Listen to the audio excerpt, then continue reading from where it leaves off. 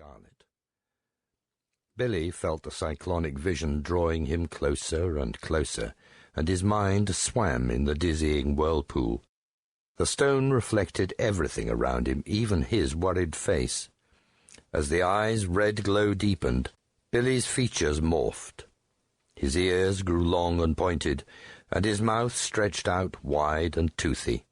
Within seconds, the transformation was complete. I am a dragon! The knight appeared again from behind his shield, holding his bare arm away from his body. His sleeve had been scorched to ashes.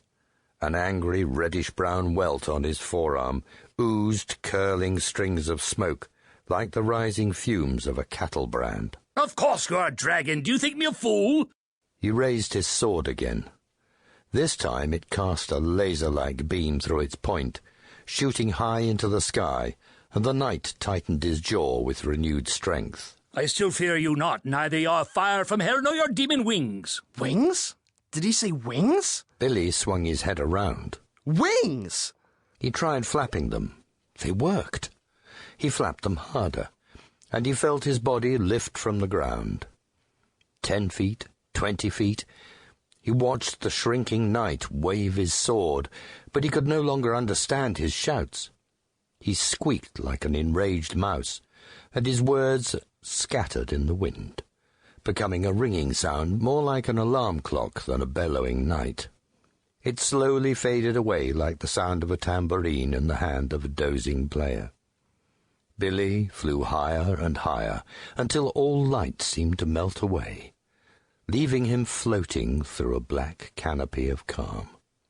The air thinned to a bitter cold vacuum, and his wings flapped against nothingness, finding no air to grab to keep his body aloft. Without warning, they collapsed and shrank to the size of butterfly wings. Billy felt like an airborne penguin, frozen and flightless, and he dropped through the vacuum like a sock full of marbles. He flailed his arms, desperately trying to grab something, anything, to stop his fall. He tried to scream, but his voice died in the hollow void. Could anyone save him? Any second he would crash into trees or rocks below, breaking every bone in his body. He closed his eyes. He was falling. Billy shot up to a sitting position. His eyes bulged to read the dim surroundings. He panted, his tongue hanging out like a thirsty spaniel's. Instead of the horrible, cold, falling sensation, he felt softness underneath and warmth over his legs. He sucked his tongue back in and groped through the covers with trembling fingers. With heavy gasps, he spat out words of relief. I'm in bed. Wow, it was just a dream. He rubbed his palms against his sweat-dampened cheeks. No scales. He craned his neck to get a glimpse of his back, and he tried to reach with his hands, but his tossing and turning must have twisted his pajama top enough to restrict his motion. He jumped to his feet and tiptoed towards the light switch, dodging his half-finished pencil sketches, small wrinkled ghosts in the dawn's obscure glow. With an upward swipe he slapped at the wall. Missed. He slapped again. Light. Billy squeezed his eyes shut and then blinked at the 2 bulbs in the ceiling fixture.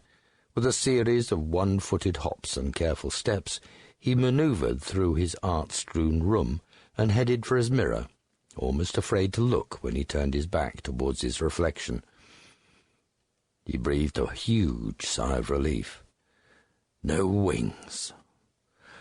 A sweaty pajama top clung to his shoulders, wrinkled and wet, but it lay flat against his otherwise bare skin.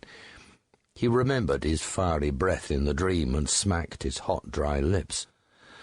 I feel like I fried that night and ate him for breakfast. With his school clothes tucked under his arm, he shuffled down the hall towards the bathroom, thinking about the dream. It was already fading fast, like a fog chased away by a brilliant morning sun. Was it a night? I don't remember. Was I really a dragon? Still smacking his lips, he flicked on the light and looked around the bathroom countertop. There's the mouth.